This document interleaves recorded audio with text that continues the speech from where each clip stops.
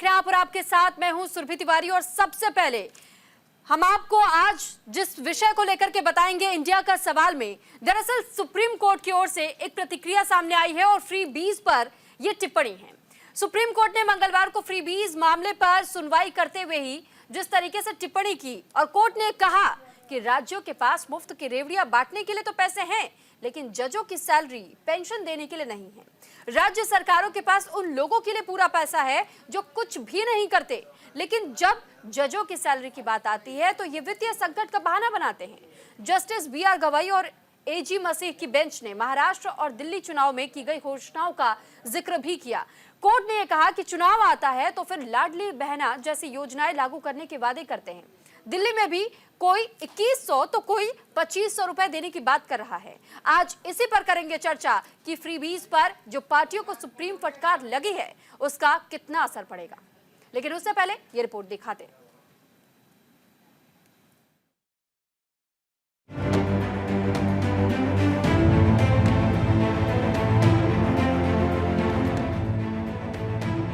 देश में चुनाव के समय अलग अलग राज्यों की सरकार जनता को लुभाने के लिए कई रेवड़ियां यानी फ्री बीज बांटने का ऐलान करती है। आम मतदाताओं तक पहुंचने के लिए तमाम राजनीतिक दल अपने अपने हिसाब से अलग अलग तरह की घोषणाएं करते हैं। कोई महिलाओं को हर महीने 1000 रुपए देने की बात करता है तो कोई सत्ता में आने पर महिलाओं को 2500 रुपए तक देने की बात करता है। अलग अलग राजनीतिक दल अलग अलग आयु वर्ग के हिसाब से अलग अलग रेवड़ियों की घोषणा करती है। इसी को लेकर चुनाव से पहले और चुनाव के बाद तमाम तरह की बहस भी हुई है। कई राजनीतिक दल इसे जनता के वेलफेयर से जोड़कर देखते हैं तो कई इसे पैसे की बर्बादी बताते हैं। अब इस मामले पर सुप्रीम कोर्ट ने पहली बार राज्यों की सरकारों को फटकार लगाई है। यह फटकार एक दूसरे मामले की सुनवाई के दौरान लगाई गई है। सुप्रीम कोर्ट ने जजों के वेतन और पेंशन के मामले की सुनवाई के दौरान मंगलवार को बड़ी टिप्पणी की। कोर्ट ने कहा था कि राज्यों के पास ऐसे लोगों को मुफ्त में देने के लिए पर्याप्त पैसे हैं जो लोग काम नहीं करते हैं, लेकिन जिला कोर्ट के जजों को वेतन और पेंशन देने को लेकर उनके सामने वित्तीय संकट खड़ा हो जाता है। Justice B R. गवई और जस्टिस ए.जी. मसीह की पीठ ने भारत के अटॉर्नी जनरल और वेंकटरमणी की दलील के जवाब में यह टिप्पणी की थी। अटॉर्नी जनरल का ये कहना था कि न्यायिक अधिकारियों के वेतन और सेवानिवृत्ति लाभों पर फैसला लेते समय सरकार को वित्तीय बाधाओं पर विचार करना होगा। सुनवाई के दौरान दिल्ली में चुनाव से पहले राजनीतिक दलों के वादों का भी हवाला दिया गया। जस्टिस गवई ने महाराष्ट्र की लाडली बहन योजना का भी हवाला दिया। जस्टिस गवई ने मामले की महाराष्ट्र सरकार द्वारा लाडली बहन योजना और राष्ट्रीय राजधानी में आगामी विधानसभा चुनाव से पहले विभिन्न राजनीतिक दलों द्वारा किए गए हाल के वादों का भी हवाला दिया। दिल्ली विधानसभा चुनाव की तारीखों के ऐलान को लेकर चुनाव आयोग ने मंगलवार को एक प्रेस कॉन्फ्रेंस की। ये प्रेस वार्ता तो थी दिल्ली में चुनाव की तारीखों के ऐलान को लेकर, लेकिन इस बीच चुनाव आयुक्त ने चुनाव के दौरान फ्रीबीज यानी कि रेवड़ियों को लेकर भी अपनी चिंता व्यक्त कर दी। कल दिल्ली विधानसभा चुनाव की तारीखों का ऐलान करते वक्त मुख्य चुनाव आयुक्त राजीव कुमार ने फ्रीबीज पर प्रतिक्रिया दी। उन्होंने कहा था कि रेवड़ियों को लेकर हमारे हाथ बंधे हुए हैं, ये अर्थशास्त्र का विषय है। हालांकि उन्होंने इस दौरान कहा कि हम एक परफॉर्मा ला रहे हैं। इसके तहत हर राजनीतिक पार्टी को जनता को बताना होगा कि जो वादे किए जा रहे हैं उसके लिए पैसे कहां से लाए जाएंगे।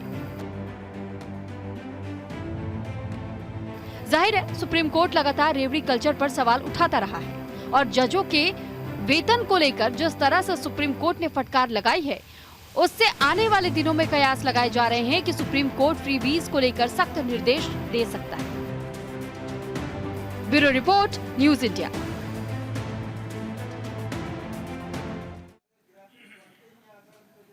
और और चलिए इसी के साथ अब हम चर्चा की शुरुआत करेंगे, लेकिन उससे पहले मैं आपको एक एक करके अपने मेहमानों से मिलवा देती हूँ जिनसे आज हम इसी विषय को लेकर के चर्चा करेंगे कि आखिर ये फ्री बीज जो लगातार चुनावी साल में खासतौर पर हम देखते हैं अलग अलग पार्टियों की ओर से जिस तरीके से देने की बात कही जाती है, आखिर इसे वो कैसे और भुनाएंगे और क्या ये वित्तीय जोखिम पूरी तरीके से राज्यों के लिए नहीं होगा। सबसे पहले मेहमानों से तारुफ, विमल सिंह जी प्रवक्ता के तौर पर बीजेपी की ओर से हमारे साथ इस वक्त जुड़ेंगे और साथ ही नीतीश चौरसिया जी हमारे साथ जुड़ेंगे प्रवक्ता आम आदमी पार्टी से, शिवम भगत प्रवक्ता कांग्रेस से और हमारे साथ मनीष गुप्ता राजनीतिक विश्लेषक के तौर पर आपसे कुछ ही देर में जुड़ेंगे। फिलहाल मेरे साथ स्टूडियो में इस वक्त मौजूद है हाजिम नाजिम खान प्रवक्ता पीस पार्टी से, दिनेश सिंह गेट राजनीति विश्लेषक के तौर पर हमारे साथ जुड़े हुए हैं। आप सभी मेहमानों का बहुत स्वागत है न्यूज इंडिया पर। और सबसे पहले इस चर्चा की शुरुआत में विमल जी आपके पास मैं आऊंगी और सवाल बीजेपी के प्रवक्ता से मैं इसलिए कर रही हूं, अपने दर्शकों को भी बता दूं, क्योंकि बीजेपी का एक वक्त में एक स्टैंड था कि जो लोग फ्रीबीज बांटते हैं वो लोग मुफ्त खोरी को बढ़ावा दे रहे हैं और साथ ही ये मुफ्त की मिठाइयां समझिए जो बांटी जा रही हैं, जो कि बहुत उचित कदम नहीं है। लेकिन आज के वक्त में हम देख रहे हैं कि बीजेपी भी अलग अलग राज्यों में इसी तरीके से फ्रीबीज चला रही है। पहला रिएक्शन मैं चाहूंगी आपसे, अब तो सुप्रीम कोर्ट ने फटकार भी लगा दिया पार्टियों को। देखिए सुरभि जी, मैं कहना चाहता हूं कि एक कहावत है हमारे यहाँ भोजपुरी में बोला जाता है कि जितना चादर है उतना ही पैर पसारा जाता है। तो ये है कि भारतीय जनता पार्टी के पास जो बजट रहता है स्टेट का चाहे सेंट्रल का, उस बजट को देखते हुए हम जो है महिलाओं के लिए, उत्थान के लिए या उनको आत्मनिर्भर बनाने के लिए हम जो है उनको एक बजट देते हैं, एक पैसा देते हैं। लेकिन जो दिल्ली के अंदर हो रहा है सुरभि जी, वो अब देखिए हर चीज में फ्री भी, जैसे मान ली बिजली फ्री, पानी फ्री, अच्छी बात है, आप जो है बोलिए दीजिए। लेकिन आपने देखा किस तरीके से उन्होंने जो है वादा किया था पंजाब के विधानसभा के चुनाव में कि हम महिलाओं को जो है 1000 रुपया जो है हम जो है फ्री में देंगे, हम वहां के बच्चों को फ्री में शिक्षा प्रोवाइड करेंगे। लेकिन ऐसा नहीं हुआ। 1000 रुपया देने की बात उन्होंने कही थी, लेकिन अभी तक टिल डेट तक जो है हमारी जो पंजाब की स्वरूप महिला है उनके खाते में 1 रुपया नहीं आया। तो मैं कहना चाहता हूँ, आप देखिए मैं कर्नाटक की बात करूं चाहे मैं हिमाचल प्रदेश की बात करूं, वहां पे देखिए वहां पे जो है वो प्रदेश जो है आर्थिक संकट से गुजर रहा है। लेकिन आप आप जो है भारतीय जनता पार्टी का एक भी प्रदेश बताइए कि जहां पे आर्थिक संकट है, क्योंकि भारतीय जनता पार्टी हमेशा बजट को देखते हुए जो है मैनिफेस्टो में घोषणा करती है। आपने कहा बजट को देखते हुए मैनिफेस्टो तैयार किया जाता है, लेकिन आपसे मैं ये भी जानना चाहूंगी, पहले ये स्थिति नहीं थी कर्नाटक की या हिमाचल प्रदेश की जिनका एग्जाम्पल आपने दिया, अब उनकी स्थिति इस तरीके की बन चुकी है कि आर्थिक जोखिम का उनको सामना करना पड़ रहा है। ऐसे में क्या आपको लगता है कि फ्रीबीज अगर लंबे समय तक बीजेपी शासित राज्यों में भी चली तो क्या वहां ये वित्तीय संकट नहीं होगा? देखिए मैं कहना चाहता हूं कि एक जो है साल का जो है बजट होता है जो पारित किया जाता है सदन में और संसद में, उसके हिसाब से मैं कहना चाहता हूं। अभी आपने देखा अरविंद केजरीवाल जी ने कहा था, अभी 15 दिन पहले का न्यूज है, उन्होंने कहा था कि महिलाओं को 2500 रुपया अभी से देंगे। लेकिन जब ये पूछा गया कि ये तो बजट में तो आपका मतलब कहीं दर्शाया नहीं गया है कि आप जो है महिलाओं को जो है 2500 रुपया देंगे, आखिर आप देंगे कैसे, उसका तो ब्यौरा दीजिए कि आप महिलाओं। लेकिन उनके पास जवाब नहीं। उन्होंने बोला जब सरकार हमारी बनेगी तब हम जो है महिलाओं को जो है 2500 रुपया अकाउंट में डालेंगे। मैं कहना चाहता हूँ, देखिए भारतीय जनता पार्टी चाहे मध्य प्रदेश की बात करूं, चाहे मैं छत्तीसगढ़ की बात करूं, चाहे महाराष्ट्र की बात करूं, भारतीय जनता पार्टी प्रधानमंत्री जी जो कहते हैं वो करते हैं। चाहे अगर हम बात करें कि हम जो है लोगों को घर में जो है गैस पहुंचाएंगे, हमने पहुंचाया। हमने कहा कि जो है भारत का ऐसा कोई भी गांव ग्राम नहीं रहेगा कि जहां पे जो बिजली नहीं मिलेगी। हमने एक एक गांव में बिजली पहुंचाया है। हमने जो है हर घर जल हर घर के नल के तहत जो है हम लोगों को पानी पहुंचा रहे हैं। लेकिन आज देखिए अरविंद केजरीवाल जी ने जो वादा किया, चाहे मैं बात करूं दिल्ली के अंदर जो है 500 स्कूल खोलेंगे, लेकिन यही तो सवाल है ना विमल जी, यही तो सुप्रीम कोर्ट भी जानना चाह रही है कि जब जजों की सैलरी देने की, अब उनके पेंशन देने की बात आती है तो वित्तीय संकट का हवाला दे दिया जाता है। कई ऐसे राज्य हैं, खैर मैं इस पर भी आऊंगी आपके पास, लेकिन क्योंकि आपने एलिगेशन लगाए हैं अरविंद केजरीवाल की पार्टी को लेकर के, तो आम आदमी पार्टी का रिएक्शन मैं इस पर लेना चाहूंगी। और इस पर हमारे साथ नीतीश चौरसिया जी प्रवक्ता के तौर पर आम आदमी पार्टी से जुड़े हुए। नीतीश जी क्या कहेंगे? सीधे तौर पर दिल्ली सरकार पर तमाम चीजें मर दी जाती है, बीजेपी भी ये सवाल खड़े कर रही है कि जब दिल्ली का खजाना पहले ही खाली हो रहा है तो आखिर इस तरीके की फ्रीबीज बांटने का ऐलान हर बार मैनिफेस्टो में नए नए तरीके से शामिल करके क्या सिद्ध करना चाहती है दिल्ली सरकार? सर्वप्रथम तो आप सभी को मेरा नमस्कार, आपके दर्शकों को मेरा नमस्कार। आम आदमी पार्टी फ्रीबीज की जनक नहीं है, वो जनता के अधिकारों की जनक है। और मैं आज माननीय न्यायालय के आदेश है, मैं इसको लेके मैं उस पर बहुत ही तरीके से इस बात को बिल्कुल खारिज करता हूँ। सम्मान है, कोर्ट का आदेश का सम्मान है, मगर मैं इस टिप्पणी से बिल्कुल खारिज करता हूँ। मैं आप बताता हूँ क्यों।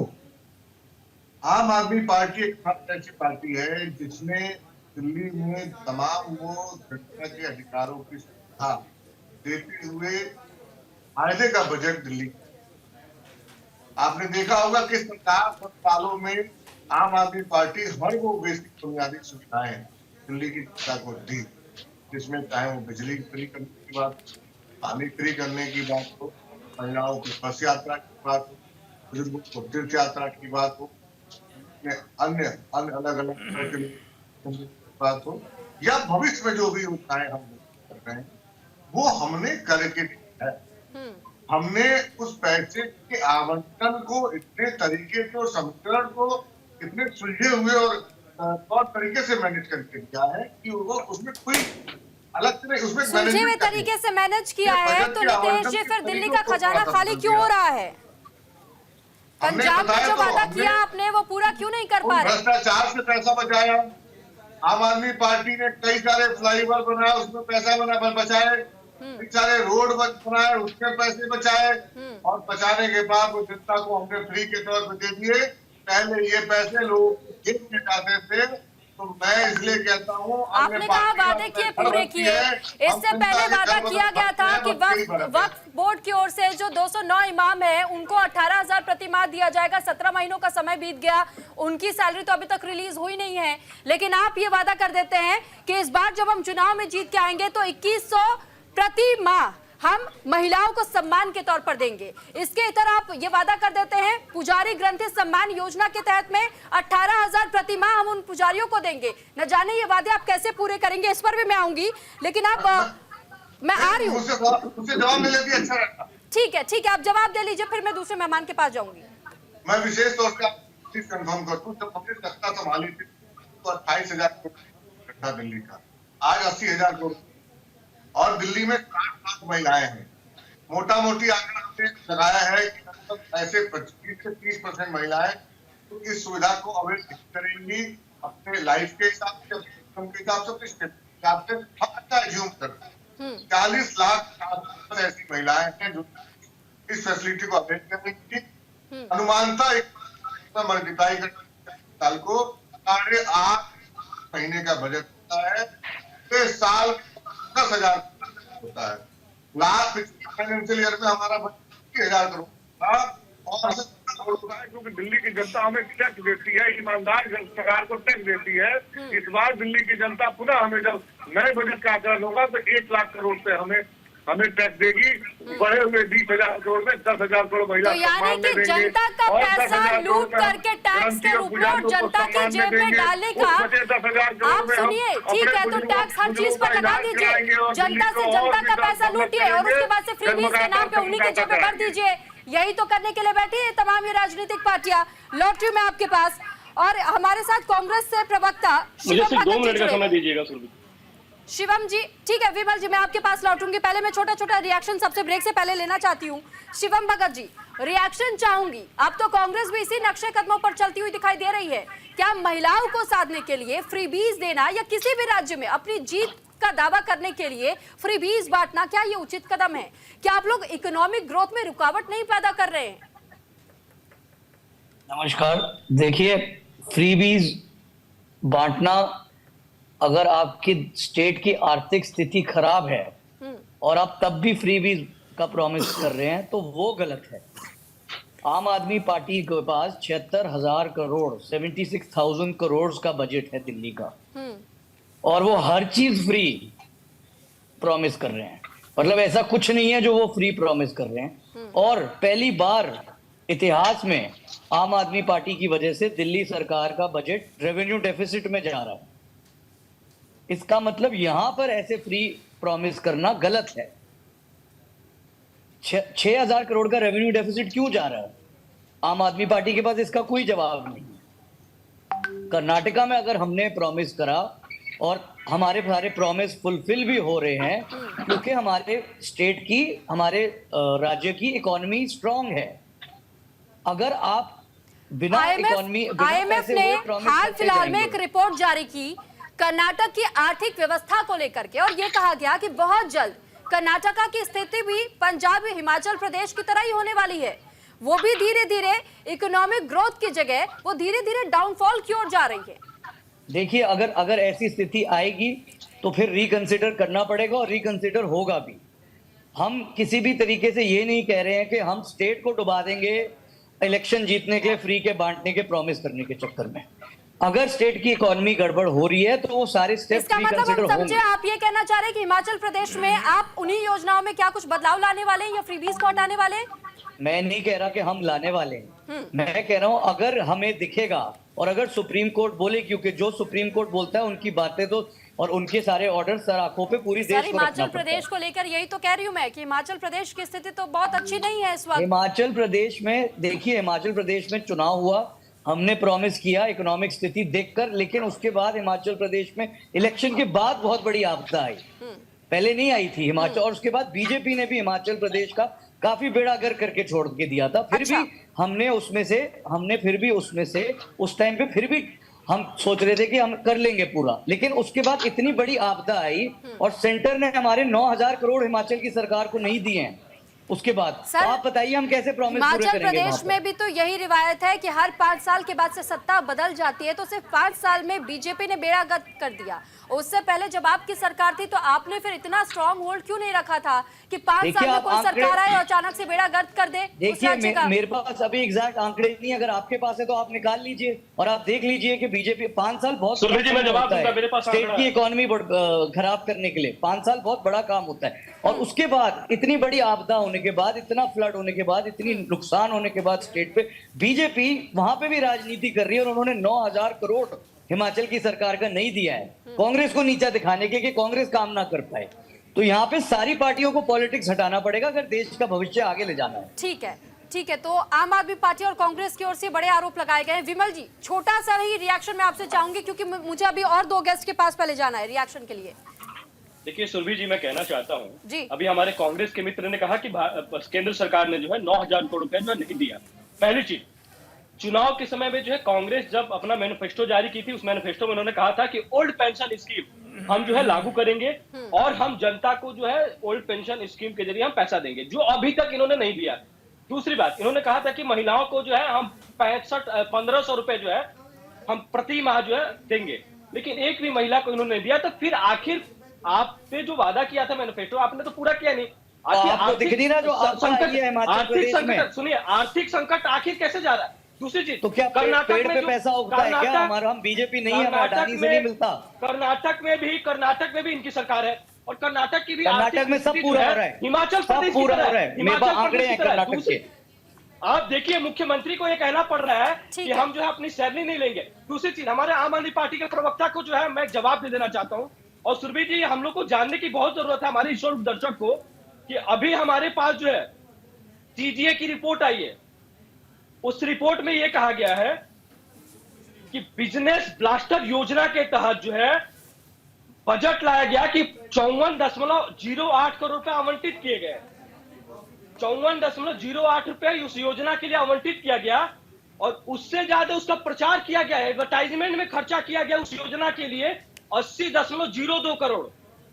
दूसरी बात, मेंटेनेंस योजना लाया गया दिल्ली के। विमल जी, इन आंकड़ों पे मैं लौटूंगी, ब्रेक के बाद हम इस पर और ज्यादा विस्तार से चर्चा करेंगे। पहले मैं छोटा एक बार रिएक्शन ले लेती हूँ अपने मेहमानों से, क्योंकि हमारे साथ अभी भी मैं हाजी नजीम खान जी के पास नहीं गई हूँ। हाजी नजीम खान जी से भी ये सवाल, आपका रिएक्शन भी मैं समझना और जानना चाहूंगी, क्योंकि अब तक तो पॉलिटिकल पार्टी को हमने सुना, लेकिन सुप्रीम कोर्ट यही बार बार पूछ रही है कि जब आप इतनी फ्रीबीज ला रहे हैं उन लोगों के लिए जो कुछ नहीं करते, लेकिन जो कर रहा है आप उसको समय से सैलरी नहीं दे पा रहे हैं, आप उनके लिए पेंशन पर विचार नहीं कर पा रहे, आर्थिक संकट नजर आ जा रहा है।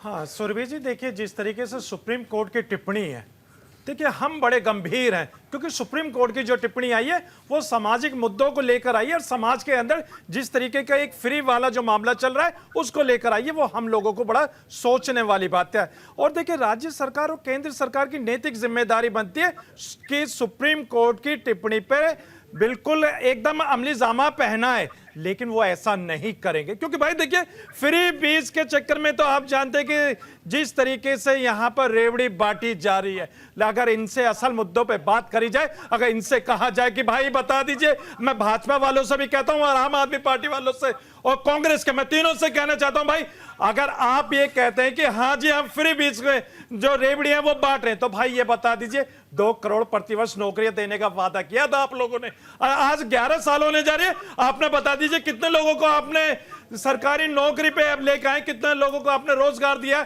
लेकिन आप तो हमेशा, हाँ सुन लीजिए, अभी आप तो हमेशा सिर्फ और सिर्फ युवाओं को कहते हैं कि भाई पकौड़े तल लीजिए आप, अरे हमारे अपने बाप दादाओं ने जमीनें तो गिरवी रखकर हमारी एजुकेशन पे लगाए और आप हमसे पकौड़े तलने की बात करते। और उसी तरीके से अभी आम आदमी पार्टी वाले जो एक रेवड़ी सी बांट रहे, भाई इतना पैसा आप लोग ला कहां से रहे? इसका मतलब यह है कि जनता के पैसे को लेकर आप जनता के ऊपर ही खर्च करने की बात करते हैं, लेकिन फिर भी जनता को उसका फायदा नहीं मिलता, क्योंकि आप लोग उस पैसे को कहीं और इस्तेमाल कर रहे हैं। और हाँ सुन तो लीजिए, जिस तरीके से बार बार जो बात आती है, मैं ये कहना चाहता हूं कि आपने तो मौलानाओं की तनख्वाह रोक रखी है और वहां पंडितों को आप तनख्वाह देने की बात करते हैं। भाई सुन लीजिए, ये तनख्वाह भी वक्फ बोर्ड की तरफ से आती है, जो हम लोग पैसा देते हैं उनकी तरफ से आती है। आप लोग कोई खैरात में पैसा नहीं देते, लेकिन सिर्फ और सिर्फ। ठीक है, सवाल पे भी मैं आऊंगी कि वक्फ बोर्ड कैसे पैसा और किसको दे रही है, मैं आपके पास लौटूंगी, लेकिन एक रिएक्शन मैं पहले चाहूंगी दिनेश सिंह जी से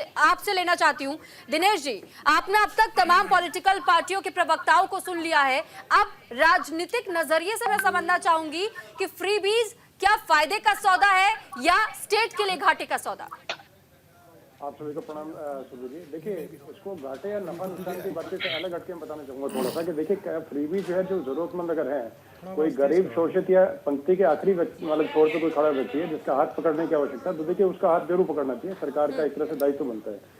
लेकिन किसी को भी देने का काम और जैसे कंडीशन वगैरह बाद में दिखा करके कुछ चीजें लेकर के वापस लेने का काम अगर किया जाए, तो मैं चीजें उन चीजों को गलत समझता हूँ। क्योंकि देखिए सबसे पहले जैसे कि अभी मतलब चीजें जैसे होती हैं कि अगर एक राज्य का सरकार का बजट अगर कुछ अगर है, उसमें डेफिसिट अगर बढ़ता जाए, तो कल को जाकर के देखिए चीजें जो निकलेंगे वहीं से निकलेंगे, वहीं के टैक्स पेयर को भुगतना पड़ेगा, वहीं के जो सिटीजन उनको भुगतना पड़ेगा। जैसे मैं दिल्ली सरकार की बातचीत कर रहा हूँ मैं अभी, तो दिल्ली सरकार में अरविंद केजरीवाल जी ने ये मतलब जैसे पहले इनकम टैक्स में एडिशनल कमिश्नर या मेरे असिस्टेंट कमिश्नर रहे हैं, तो उनको सब चीजें पता है कि कैसे जो है मतलब किस तरीके से मतलब लेखा जोखा कैसे होता है, क्या होता है। उसके बावजूद अगर होकर के ऐसी चीजें अगर करें, तो मैं कहूंगा कि उससे बेटर रहता है ठीक है कि अगर किसी तरीके से अगर मतलब है कि सत्ता में नहीं आते तो ज्यादा बेहतर रहता है। क्योंकि दिल्ली का एक तरह से उन्होंने बट्टा बैठाने में थोड़ा सा समय चाहूंगा।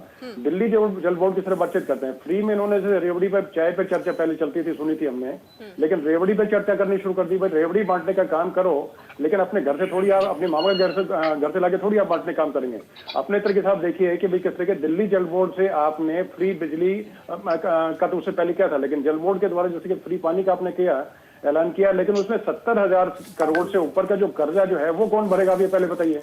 तो दिल्ली की जनता को बेवकूफ बनाने का काम जो है वो बंद करें। पहले सब कम से कम ये देखें। सर ब्रेक का समय हो रहा है, सर ब्रेक का समय हो रहा है, ब्रेक के बाद मैं आपके पास आऊंगी एक एक करके, क्योंकि हमें एक छोटा सा रिएक्शन मैं मनीष जी आपसे भी लेना चाहूंगी और उसके बाद में मुझे ब्रेक भी लेना है। मनीष जी, आपका क्या स्टैंड है फ्रीबीज को लेकर? देखिए, अन्ना आंदोलन से निकली आम आदमी पार्टी, लोगों को बहुत उम्मीद थी कि पता नहीं देश में कैसा क्रांतिकारी बदलाव आने वाला है, देश की आर्थिक स्थिति सुधरेगी, भ्रष्टाचार खत्म होगा, लोग खुश होंगे। और नतीजा, तुष्टीकरण की नीति अपनानी शुरू कर दी और फ्री बांटने के बाद के कारण इनको सरकार मिलने लगी और शेर के मुंह में खून लग गया। उसने कहा बस कैसे करके सरकार बनानी है, मेरे आदर्श गए कहीं और। हमने जो सोचा था अन्ना हजारे के समय जो प्लान बनाया था, विजन बनाया था, वो गया कहीं और। सच्चाई ये निकली, सोचा था कुछ और, निकले कुछ और। आज 2100 रुपए दे रहे हैं, कल 1000 और बढ़ा के 4100 देंगे, 5000 देंगे। पहले मौलानाओं को सैलरी दी 8 ठीक है, साल। यानी आप ये कहना अब चाह रहे हैं पुजारियों कि को फ्री सैलरी देंगे। बीज को लाने वाले आम आदमी पार्टी और उसके बाद से जिन्होंने इसका विरोध किया, अब वो भी इसी नक्शे कदमों पर चल रहे हैं और अपनी अपनी पार्टियों को सिर्फ और सिर्फ जीत पाने के लिए, अपना वर्चस्व कायम रखने के लिए फ्री बीज बांटे जा रहे हैं। फिलहाल इस पर हम चर्चा जारी रखेंगे, लेकिन यहाँ वक्त हो चला एक छोटी सी ब्रेक का।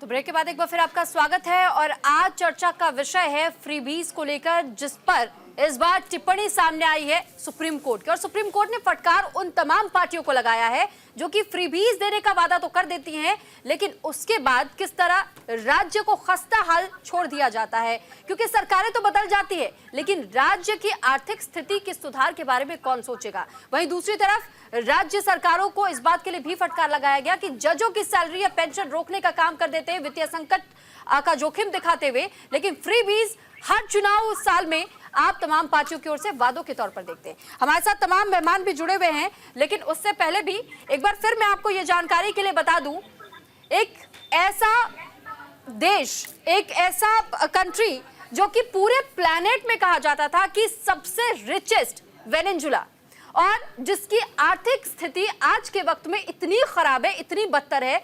आपने देखा कि किस तरह पाकिस्तान और श्रीलंका भी बिल्कुल कर्त में चले जा रहे हैं। लेकिन ऐसे में अब सवाल यही है कि क्या ऐसे हालात धीरे धीरे भारत के भी होने वाले हैं, क्योंकि सबसे ज्यादा फ्रीबीज हम भारत में ही देख रहे हैं।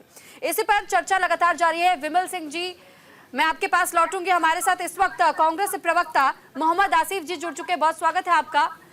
सर, पहला रिएक्शन आपसे कि अब तक हमने देखा कि कांग्रेस अब तक तो थोड़ी सी पीछे दिखाई दे रही थी, लेकिन अब तो बढ़ चढ़ करके आप भी मुफ्त की रेवड़ियां दे रहे हैं। देखिए, हालात मौजूदा हुकूमत ने ऐसे बना दिए हैं जिसके तहत सबको सोचना पड़ेगा। जब से 14 से अंदर मुल्क के अंदर 14 के बाद सरकार बदली, आरएसएस के विचारक दिल्ली में मुख्यमंत्री बने और उन्होंने कहा मैं अब से पहले भारतीय जनता पार्टी को वोट देता था और मेरे पिताजी आज भी शाखाओं में जाते हैं। तो दोनों एक ही सोच के लोग हैं, दोनों की हुकूमत सेंट्रल गवर्नमेंट और दिल्ली सरकार हो, इसी सीट पे काम कर रही है। जब चुनाव चल रहा तो हमारे प्रधानमंत्री कह रहे थे देखिए मैं 80 करोड़ लोगों को राशन दे रहा हूं फ्री में। तो शुरुआत जो देश के प्रधानमंत्री करते हैं वही दिल्ली के मुख्यमंत्री, और देश के हालात अलग स्टेट में यही हो चुके हैं। जो सरकारें पहले हम दिल्ली के अंदर थे, शीला जी की हुकूमत थी, सरकार चलाती थी, तो उनका बजट मार्केटिंग कुल मिलाकर 15 करोड़ रुपए होता था। आज मुख्यमंत्री अरविंद केजरीवाल ने बढ़ा के 500 करोड़ कर दिया कि आप कुछ करें ना करें, गंजे को कंगा जरूर बिके। वो बिकेगा कैसे, आप ये दिखाई गंजा बाल आ जाएंगे, इतना बढ़िया बाल आ जाएंगे। आप उसका नतीजा आज ये हुआ। आप बताइए ना, आपके लिहाज से सही है या गलत है फ्रीबीज देना? मैं तो ये कहूंगा आज देश की मजबूरी बना दी मौजूदा हुकूमत ने। तो मजबूरी को सुधारने के लिए कोई पार्टी तो होनी चाहिए ना। आप भी उन्हीं के नक्शे कदमों पर चलेंगे। जब हम सत्ता में थे तो हमने सत्ता के अंदर रहते हुए स्कूल दिए, कॉलेज दिए, हॉस्पिटल दिए, तमाम चीजें हमने दी, हमने नौकरियां दी, रोजगार दिया, और भारतीय जनता पार्टी, आम आदमी पार्टी, तमाम लोगों ने आज रोजगार की हालत ऐसे हो गए। इसका नतीजा ये हुआ भारतीय जनता पार्टी के अनऑफिशियल प्रवक्ता के मिर्ची लगनी शुरू हो गई, धाम धाम चलना शुरू हो गए, क्योंकि हम कीमत बोल नहीं सकते, क्योंकि वो आरएसएस के विचारक है, उसी विचारक उसी के साथ मुल्क के अंदर हालात वही है। देखिए हालात क्या हो गए। ठीक है, एक मिनट सर, मैं लौट रही हूँ। सर मैं लौट रही हूँ। ठीक है, आपने क्योंकि आरोप लगाया है आरएसएस और बीजेपी को लेकर के, तो बीजेपी प्रवक्ता विमल सिंह जी लगातार वो इशारा भी कर रहे हैं कि वो बात करना चाह रहे हैं। ठीक है, ये मिर्ची है, ये कल मैंने थोड़ी सी मिर्ची, साबुत मिर्ची कहा है। दिनेश जी, क्या हाल होता मिर्ची को? पहले भी ये देखिए आप, ये देखिए, ये देखिए, बच्चों की कसम खाता हूँ, ये देखिए आप, चले गए साथ। मुझे ठीक है, जो सर। टॉपिक है उस पे बोलने दीजिए मेरे भाई, क्या करेंगे? टॉपिक पे मुझे बोलने दीजिए। ठीक है, मनीष जी। कांग्रेस पार्टी ने दिल्ली के अंदर, हिंदुस्तान के अंदर जो काम किया वो काम मुंह से बोलता है। बांग्लादेशियों ठीक है, काम मुंह से बोलता है, लेकिन ठीक है आप भी उसे सुधारेंगे नहीं, आप उसे नक्शे कदमों पे चलेंगे। लौट रही हूँ आसिफ जी, लौट रही हूँ। विमल जी काफी देर से अपना पॉइंट रखना चाह रहे हैं, एक बार बीजेपी का स्टैंड सुन लेते हैं, क्योंकि वो काफी देर से कुछ कहना चाह रहे हैं। विमल जी, देखिए, मैं बड़े इत्मीनान से और बड़े प्यार और सुहाग से इनकी बातें मैं सुन रहा था। मैं चाहूंगा कि भी हमारी बातें बहुत अच्छे सुनेंगे। मैं कहना चाहता हूं कि अभी हमारे मित्र जो है कांग्रेस के बाद में डिबेट में जुड़े हैं, अभी इनको पता भी नहीं है कि फ्री बीज का जो है सबसे पहले जो है अगर किसी ने जो है योजना लागू की थी तो उसने कांग्रेस लागू किया था। दूसरी चीज मैं कहना चाहता हूं, अगर हमारे देश के अंदर हमारे जो नागरिक है भारत के, अगर उनको अगर हम जो है राशन दे रहे हैं तो क्या गलत कर रहे हैं? कहते हैं ना कि मकान रोटी मकान और कपड़ा ये 3 चीज जरूरत है, अगर हम दे रहे हैं तो ये कौन सी गलत बात है? शिवन भाई, राशन के नाम पे आपने 80 करोड़ लोगों को भिखारी बना दिया भाई। बीच में डिबेट नहीं हो सकता। नहीं, सुन लीजिए, 80 करोड़ लोगों को रोजगार देने की जगह भिखारी बना दिया। ये डिबेट हाँ जी, एक एक करके बोलने दीजिए, एक एक करके बोलने दीजिए, मौका सबको मिलेगा। विमल जी, बाजार में जाइएगा या डिबेट में जो है बीच में टीपा टिप्पणी करके डिबेट के माहौल को खराब नहीं। हाँ, दूसरी चीज मैं कहना चाहता हूं, अभी हमारे कांग्रेस के प्रवक्ता इससे पहले बैठे हुए थे, उन्होंने कहा कितना रोजगार दिया। दिल्ली के अंदर जो रोजगार दिया अरविंद केजरीवाल जी ने 2015 से 2023 तक सिर्फ 440 सरकारी नौकरी दिए गए हैं। 2015 में 176, 2016 में 102, 2017 में 66, 2018 में 68, 2019 में 28। अब रही बात बजट की, बात कर रहे थे, मैं कहना चाहता हूं कि देखिए अभी कैग का रिपोर्ट आया, आपसे बात करते करते रिपोर्ट आ गया। देखिए 54 करोड़ का योजना निकलता है, 80 करोड़ के रुपए में जो एडवर्टाइजमेंट में खर्च कर दिया जाता है। मेंटर्स योजना निकाली गई है 1.9 करोड़ का, उसका विज्ञापन दिया गया 27.90 करोड़ का। पराली मैनेजमेंट स्कीम लाई गई है 77 लाख का, और उसके लिए प्रचार किया गया 27 करोड़ 89 लाख का। अब सोचिए कि बजट कैसे सस्ते में नहीं जाएगा। दूसरी विमल जी, बिजली और पानी की बात करें, विमल जी, दिल्ली में तो दिख गया केंद्र की ओर से 27 फ्री भी योजनाएं हैं, उत्तर प्रदेश में 7, महाराष्ट्र में 7, राजस्थान में 3 और दिल्ली। आप दिल्ली का जिक्र कर रहे हैं तो बाकी जहां पर बीजेपी शासित राज्य हैं तो उनकी भी तो सुन लीजिए ना। इसका जवाब, हाँ उसका जवाब हाँ एक बार सुन लीजिए। आपने सवाल पूछा तो मैं कहना चाहता हूं कि देखिए आज इन्होंने फ्री बिजली की बात की है, 55,000 करोड़ रुपए जो है वो पावर मिनिस्ट्री का बाकी है। दूसरी चीज, जल विभाग का 46,000 करोड़ रुपए जो है बकाया है। आज उत्तर प्रदेश में जो भी हम स्कीम चला रहे हैं फ्री बीज, क्या जनता के जनमानस के लिए हम विकास कार्य कर रहे हैं, तो आप बताइए कि कहां हम जो है बजट, मतलब कि हमारा जो है बजट जो है या आर्थिक बजट को हम क्रॉस कर रहे हैं। दूसरी चीज मैं कहना चाहता हूं, दूसरी एक मिनट सुरभि जी से एक मिनट का समय लूंगा। देखिए उत्तर प्रदेश में अभी हमारे मित्र रोजगार की बात कर रहे थे, 440 जो है दिल्ली में मिला है, 17.2 जो है बेरोजगारी दर था 2017 से पहले उत्तर प्रदेश 2.3% जो है बेरोजगारी दर है। दूसरी चीज, ये अरविंद केजरीवाल जी कहते थे कि हम झाड़ू लेकर आए हैं और भ्रष्टाचार को इससे हटाएंगे, लेकिन झाड़ू से भ्रष्टाचार तो नहीं भगाया, लेकिन भ्रष्टाचार को और कूड़े को जरूर बटोर लिए। ये झाड़ू वाला ही दारू वाला है, ये दिल्ली की जनता कह रही है, जिसने जो है दिल्ली के अंदर स्कूल तो खोला नहीं, लेकिन गलियों में लेकिन जो है दारू के ठेके जरूर खोल दिए। इन्होंने जो है 500 स्कूल तो बनाए नहीं, लेकिन गलियों में जो है शराब के ठेके जरूर खोल दिए। आज देखिए ये इन्होंने जो 70 वादों का ढिढोसला किया था, दिल्ली को लंदन और पेरिस ठीक है, अब लंबा समय होगा विमल जी, अब क्योंकि मुझे दूसरे गेस्ट को भी ये समय देना है। दिल्ली जो है प्रदूषण से लॉटरी। हाजी नाजिम जी आपको काउंटर करना चाह रहे हैं, एक बार उनको भी सुन लीजिए। ठीक है नाजिम जी, ठीक है विमल जी आप सुन लीजिए। देखिए आपको बड़ी विनम्रता के साथ सुना, आप मुझे भी सुन लीजिए। देखिए अभी आपने उत्तर प्रदेश का जिक्र करा, तो भाई मैं आपसे कह देता हूं कि 69,000 उर्दू शिक्षक की बहाली आप लोग कब करना चाह रहे हैं? और दूसरी बात, अभी आपने उत्तर प्रदेश के अंदर रोजगार की बात करें, यही उत्तर प्रदेश है जहां के युवा उत्तर प्रदेश को छोड़कर इजराइल जाने की तैयारी कर रहे थे। और अभी आप बात करते थे कि दिल्ली की, तो मैं आपको एक चीज बता दूं कि सबसे पहले जिस तरीके से देश के अंदर मुसलमानों को लेकर सच्चर कमेटी की रिपोर्ट कांग्रेस के टाइम में बनाई गई थी, उसमें कहा गया था कि भारत के मुसलमानों के हालात दलित से बदतर हैं भाई। तो आज देखिए आप मौजूदा सरकार में आप चाहें तो सच्चर कमेटी की रिपोर्ट को बहाल कर दे भाई, आप कर दीजिए ना, ताकि भारत के मुसलमानों के हालात भी बहुत अच्छे हो जाए। देश की अर्थव्यवस्था को मजबूत करने के लिए भारत का मुसलमान आगे बढ़े, लेकिन आप तो फ्री बीज क्या हिंदू मुस्लिम सिख ईसाई के आधार पर ही देश का विकास होगा? आप क्या इसी तरीके से धर्म को बार बार मुद्दा बनाते रहेंगे? हाँ सुन लीजिए सुरभि जी, अभी जब आपने धर्म के आधार पर बात कर दी तो मुझे आर्टिकल 341 की याद आ गई है, जिसमें धर्म के आधार पर एक समुदाय का पूरा आरक्षण खत्म कर दिया गया था आर्टिकल 341 के नाम पर। अब देखिए जब बात आती है कि हाजी नाजिम ये कहता है कि भाई आप फ्री बीज की बात जो आप करते हैं। सुप्रीम कोर्ट ने सख्त टिप्पणी करी है, भाई आप फ्री फीस मत दीजिए। अगर आप फ्री फीस देना चाहते हैं तो सबसे पहले आप एजुकेशन दीजिए। भारत के अंदर जो हाई लेवल पे जो बड़े बड़े लोगों के लड़के होते हैं वो प्राप्त करते हैं, आप एमबीबीएस की जो पढ़ाई है वो फ्री कर दीजिए, ताकि मेरे घर के हर गरीब का बच्चा डॉक्टर बन सके। और आप जो जिस तरीके की बातें करते हैं कि हम तो फ्री फीस में देखिए 80 करोड़ लोगों को राशन दे रहे, भाई मैं आपके आगे हाथ जोड़ के कहता हूं कि आप मेरे 80 करोड़ लोगों को रोजगार दे दीजिए। आज अगर 80 करोड़ लोगों को रोजगार मिला हुआ होता तो हाजी नाजिम कहता कि आपने वाकई में काबिल तारीफ काम करा, लेकिन आप लोगों ने 80 करोड़ को छोड़े।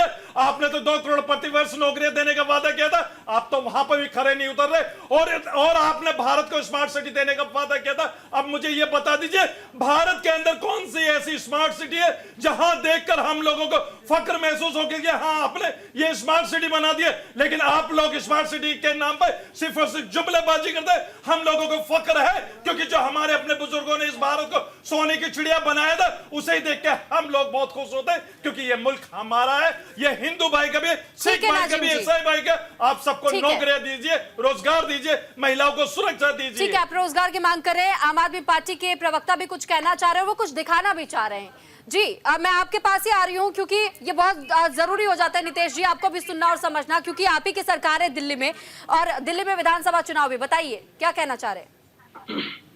बात अगर उत्तर प्रदेश की हुई है तो मेरे पास कुछ आंकड़े हैं दैनिक भास्कर के, मैं चाह रहा था आपके समक्ष रखूं। जी पिछले में उत्तर प्रदेश में जो योगी सरकार जी के कर्ज कई गुना बढ़ चुके हैं। आज की प्रेजेंट जो सिचुएशन है 8,16,926 करोड़ है। देखिए, हम जो बात करते हैं फ्रीबीज की, हम कह रहे हैं सही पैसे का सही सदुपयोग। हमने जो पैसे बचाए उसको जनता की झोली में रखे। भाजपा और कांग्रेस ने जो पैसे बचाए वो अपने अपने नेताओं के घर पे रखे। हमारे काम करने के शैली में और इनके काम करने की शैली का फर्क बिल्कुल इतना है। ये धर्म देख के, व्यक्ति देख के और दल देख के काम करते हैं, हम सार्वजनिक काम करते हैं। अभी चर्चा में बात आई थी शिक्षा की। हमें गर्व होता है बात कहने में कि हम एकमात्र वो पार्टी है जो शिक्षा पे ज्यादा जोर देते हैं, सबसे ज्यादा बजट आवंटित करते हैं। हम वो पार्टी है जो स्वास्थ्य में उसके बाद अधिक पैसा खर्च करते हैं। हम इसमें कंजूसी नहीं करते। उसकी सबसे बड़ी वजह है क्योंकि हम नहीं चाहते कि शिक्षा को व्यापार हो, और हमारा शिक्षा में किया हुआ है कि खर्च इन्वेस्टमेंट होता है, वो खर्चा नहीं गिरा जाता। लेकिन नितेश जी, बीजेपी तो इस पर भी सवाल खड़े कर चुकी है कि वर्ल्ड क्लास एजुकेशन देने की बात कहती है आम आदमी पार्टी। ये वादा किया गया था, हमने वो स्थितियां देखी कि किस तरीके से कई स्कूलों से कुछ तस्वीरें सामने आई जो कि विचलित कर देने वाली थी। यहां तक कि रिजल्ट्स भी हमने देखे, उसमें भी बदलाव नजर आए हमें। कुछ जगहों के परफॉर्मेंस बहुत अच्छे रहे तो कुछ जगहों के परफॉर्मेंस बिल्कुल डूब गए। यहां तक हमने हेल्थ सेक्टर को लेकर भी देखा, मोहल्ला क्लिनिक को लेकर जो वादे किए गए, दावे किए गए, वो पूरी तरीके से आप उसे 100% तो लागू नहीं कर पाए, उसमें भी विफलताएं नजर आई। तो आखिर जो वादे कर रहे कम से कम उससे तो पहले पूरा कर लीजिए, उसके बाद नए नए चुनावी वादे आप करते जाइए। बस सिर्फ 2 मिनट का जवाब। 12,000 स्कूल के कमरे बनाए, हम लगभग 36 से 37 फ्लाईओवर बनाए। अभी तो मांग आपकी ये भी है कि देखिए, दिल्ली सरकार से तो अभी कई मांगे, कानून को लेकर, ऊर्जा को लेकर, परिवहन को लेकर, सिंचाई, बाढ़ नियंत्रण विभाग की तरफ से भी मांग रखी गई, वो पूरा नहीं हो रहा है। लौट रही हूँ, ठीक है, 3 ईंट रखी गई है और उस तीनों ईंट का नाम रख दिया गया है। ठीक है, मैं आपको कुछ डिटेल साझा करता हूँ। इसमें स्कूलों के नाम है, हमारे बजट पर दिया हुआ आवंटन मैं आपको एक एक करके बता दूंगा। और टॉप 10 के जो स्कूल है उसमें आपके बजट का आवंटन तो देखिए मेरे पास भी है कि 2024 से 25 के लिए कुल बजट कितना था, खर्चा कितना किया गया है, फ्रीबीज पे कितना लुटाया जा रहा है। ठीक है, ये हमारी शिक्षा की प्रणाली है, ये हमारी काम करने की प्रणाली है। अरे जो पैसा सरकार ने कमाया वो उसमें आपका क्या कंट्रीब्यूशन है, क्या कमाया आपने? सच्चाई ये है कि केंद्र सरकार की जीएसटी पर इफेक्टिव पॉलिसी रही, लगातार फोकस किया गया, इसलिए जीएसटी का कलेक्शन आपको मिल रहा है। और सुनिए, उसमें दिल्ली सरकार का धेले भर का भी रोल नहीं है, ना कोई बिजनेस में आपका प्रमोशन है। आपने हालत यह कर दी है कि जो टैक्स पेयर है वो चोर माना जा रहा है, और जो मुफ्त में खा रहे हैं उनको आप ईमानदारी से प्रमोट कर रहे हैं। लौटूंगी मैं आपके पास।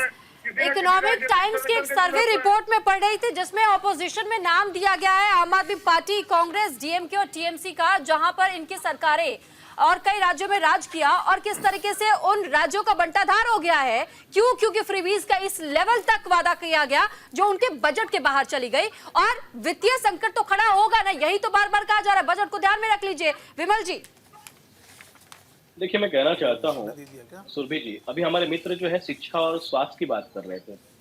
मैं कहना चाहता हूँ, आपने देखा कोविड के टाइम पे सबसे अगर नकारा कोई अगर प्रदेश साबित हुआ था तो दिल्ली हुआ था। इन्होंने जो है बोला था कि हम ऑक्सीजन घर घर तक पहुंचाएंगे, लेकिन आपने देखा था दिल्ली में जो है लोग ऑक्सीजन के मारे कितने सारे हमारे भाई बहन यहाँ पे मर गए। और जब कोविड आया तो इन्होंने उत्तर प्रदेश और बिहार के लोगों को बोल दिया कि भैया यहाँ से चले जाओ, हमारे बस का नहीं है। और आपने देखा था क्या स्थिति हो गई थी। वही उत्तर प्रदेश में देखिए आपने, योगी जी ने जो है कोटा में बस भेज के बच्चों को वहां से लेकर आए थे। रही बात, मैं कहना चाहता हूँ, अगर आपकी हॉस्पिटल में भी ऑक्सीजन खत्म हो गया था, प्लीज बीच में क्यों बोल रहे हैं? गोरखपुर की भी बात कर लीजिए ना, बोला था क्या? वहाँ पे भी तौहीन के ऑक्सीजन साथ खत्म हो डिबेट गया करिए, तौहीन के साथ डिबेट करिए। मछली बाजार नहीं है, आप थोड़ा सा डिबेट की मर्यादा को समझिए। देखिए, मैं कहना चाहता हूँ सुरभि जी कि आपने देखा कि अगर आपका शिक्षा इतना अच्छा है तो आप बताइए जो है 9वीं में और 11वीं में 1 लाख से ऊपर छात्र क्यों फेल हो रहे हैं? जब हाई स्कूल और इंटरमीडिएट का रिजल्ट आ रहा है तो दिल्ली का स्थान जो है 12वें और 16वें नंबर पे क्यों आ रहा है? उसका जवाब दीजिए। 3000 से ऊपर 3500 15,000 टोटल शिक्षक है दिल्ली स्टेट गवर्नमेंट के स्कूल में। 3500 से ऊपर जो है यहाँ पे अभी भर्ती है, अभी मतलब जगह खाली है शिक्षकों की, वो कब भर रहे हैं आप? तीसरी चीज, आपने बोला कि हमने स्वास्थ्य में इतना अच्छा काम किया है, तो आप देखिए लेकिन विमल जी वही तो वो भी सवाल उठा रहे हैं ना। हाजी नाजिम जी भी तो यही पूछ रहे हैं कि जब बात बिहार के हेल्थ सेक्टर को लेकर आ जाती है, उत्तर प्रदेश में गोरखपुर की आ जाती है, तो आप उस पर चुप्पी साध जाते हैं।